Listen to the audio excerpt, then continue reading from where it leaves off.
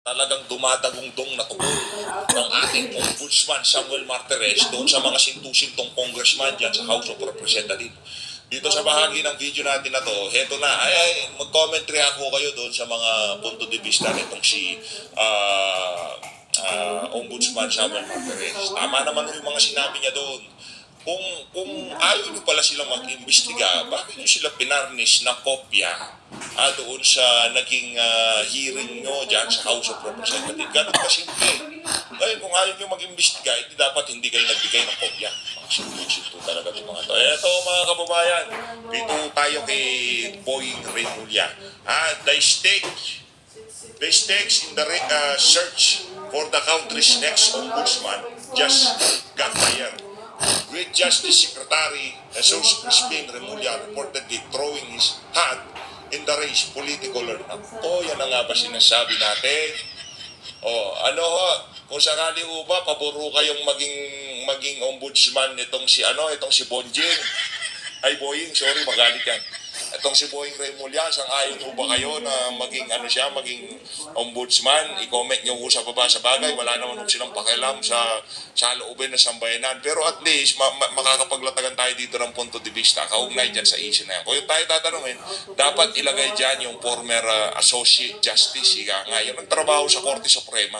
Kasi doon, yan kasi nagtrabaho sa House of Representatives yan Congressman ho dati yan kaya ganyan umasta.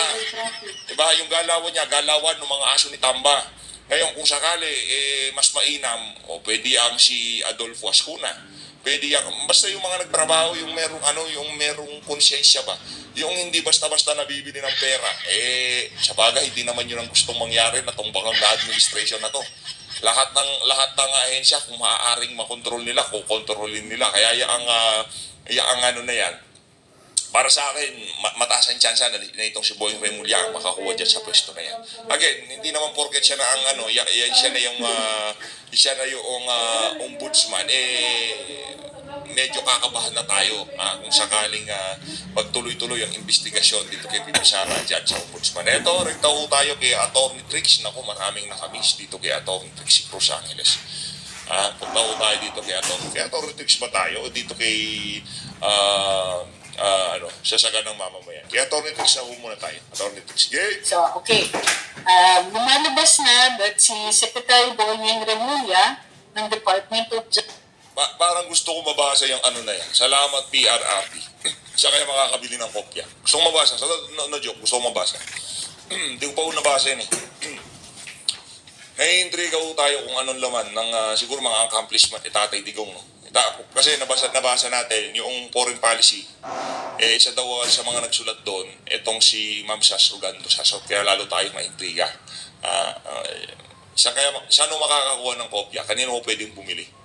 I-comment nyo sa baba para maka-order nga tayo ng na yan. Salamat PRRT. Justice ay very openly sinasabi na siya po ay gunning or nag-a-aspire siya for the position of ombudsman dahil magre-retire na po si Ombudsman Samuel Martires in July 27 this year.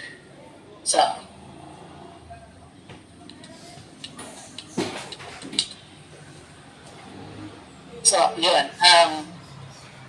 May issues lang tungkol dito. So, there are two issues that we can see with the Secretary of Justice aspiring. First of all, who is the Secretary of Justice? Jesus Crispin Remulla, before he became DOJ Secretary, was a politician or still is a politician, and in fact was heavily or deeply involved in local politics in his home province of Cavite. His family holds a lot of power locally, and many of the positions are held by immediate and extended family members. Why is this possible, not a bar, but might weigh against Secretary Boying's approval, or he might not get the votes needed in the Judicial and Bar Council. Katulad po ng kapag nag-aspire ka for a position in the judiciary, ang nagre-recommend po is the Judicial and Bar Council. This is composed of several members. The Chief Justice representing the Supreme Court is the chairman of the council. The representatives, there's one representative from the House and Congress. They either share the term or hati sila ng vote. There's a representative from the IDP. I understand one from the law schools, from the law schools and so on. So the Judicial and Bar Council will come up with a short list of at least 3 names, and these 3 names will be submitted to the President. And then it will be the President who will choose from those 3 names. It has happened before, particularly in the term of Noynoy Aquino, where a short list was returned to the Judicial and Bar Council because he didn't like any of the people who were there. So, ultimately, a second list was given and the President chose from that list. Hindi po nangyari yan in the term of Rodrigo Duterte. So, the problem is the position of Ombudsman is crucial. Bakit? Ang Ombudsman po, yan ang prosecutor sa mga kaso sa Sandigan Bayan. Ito din po ang nagde-determine kung ano yung mga kaso na mapapile sa Sandigan Bayan. Sila po yung nag-filter at sila sa kanila dadaan. Ang finding of probable cause is determined by the Ombudsman. Thank you kay Jonathan. Kasama din sa JBC, retired justices and private lawyers. I did mention private lawyers, pero yung retired justices, thank you very much.